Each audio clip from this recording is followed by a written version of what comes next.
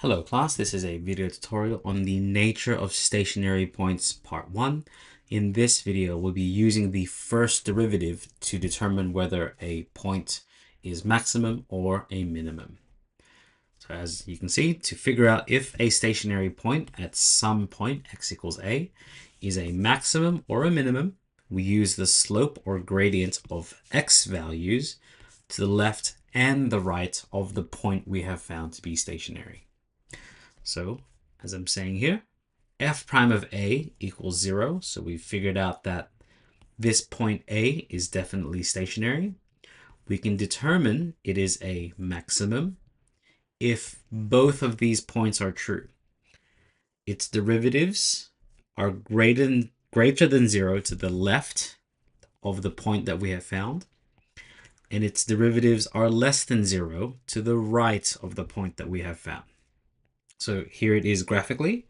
Here's the point that we've found that's stationary.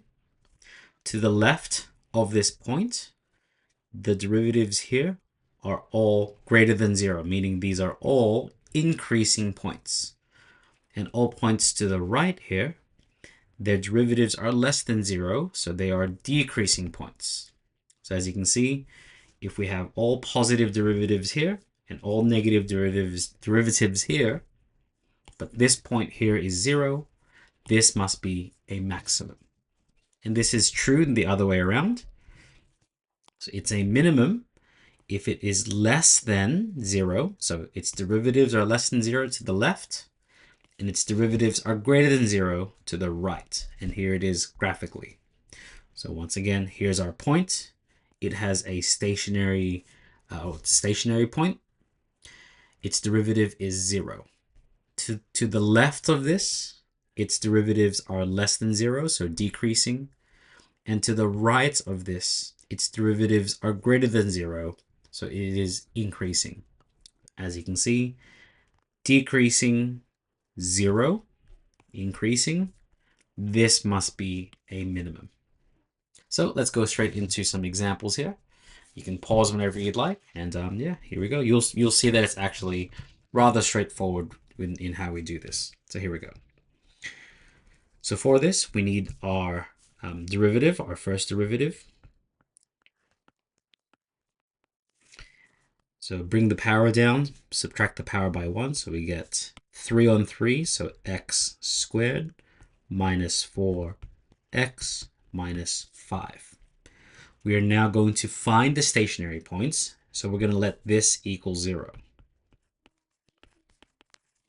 So we get x squared minus 4x minus 5 equals 0. I'm going to factor this. This is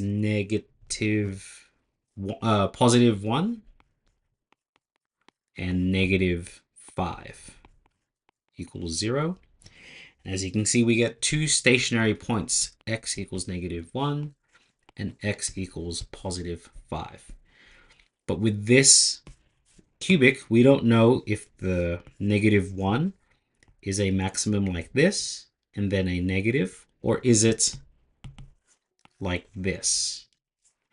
If you're familiar with what this should look like, you can figure out what this is. But we're now going to use the first derivative to determine what type of stationary point this is. So this is now called the first derivative test or slope test. Let's give it a heading here. Let's call it the first derivative test. And it will look as follows. We take our x and f prime of x. We create a small table of values like this. And now I'll explain to you what numbers to pick. So in this case, we put negative 1 here. I've left a space blank here because I need to pick a point to the left of negative 1. And once again, I'm going to leave a space here blank. And one more blank to the right of 5. So it will look something like this. Now, as you can see, we know that if we substitute negative 1 and 5 back into the derivative, they will give us stationary points. So we know that these derivatives will be 0. We now need to pick points to the left and to the right of these. Now for this first example, I'm going to give a very rough explanation. So I'm going to choose one above, one below, and exactly halfway of these two is 2. Okay, and so now we substitute these into the first derivative. So using our calculator here, whoops.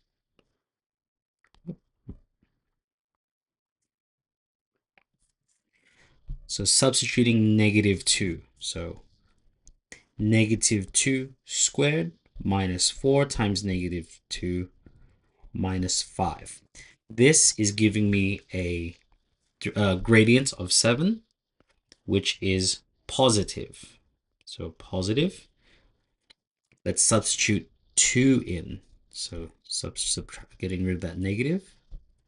Just clarifying again, I'm substituting it into this expression here. So it's now 2 squared minus 4 times 2 minus 5. And I get -9. It's obviously negative. And lastly, I'm going to substitute 6. And I get 7 again. That is positive. So then now I can conclude the drawing of this. Ready? It will look as follows. Since 7 is positive, the gradient here would be, well, it's increasing. This is 0, so it's going to be a stationary point like so. This 2 is giving me a -9, so it's going to be decreasing. 5 is stationary. And 6 is increasing. And there we have it. As you can see, at -1, it becomes a stationary point, and then back down. And at +5, it goes down to a minimum and goes back up. So that is also a stationary point, but it's a minimum. So from here we can say, therefore, x equals -1 is a maximum, let's use the full words here, maximum turning point.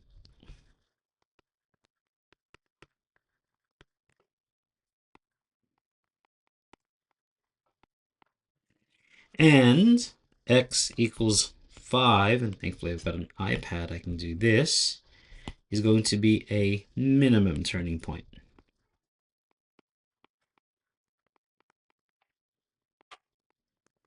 And there we have it. So that is using the first derivative test to determine the nature of these stationary points. And I hope it makes sense what I'm doing here using this first derivative test. Hope to see you in the next video. It will be a short video where we cover this example there. Hope to see you then. Best of luck.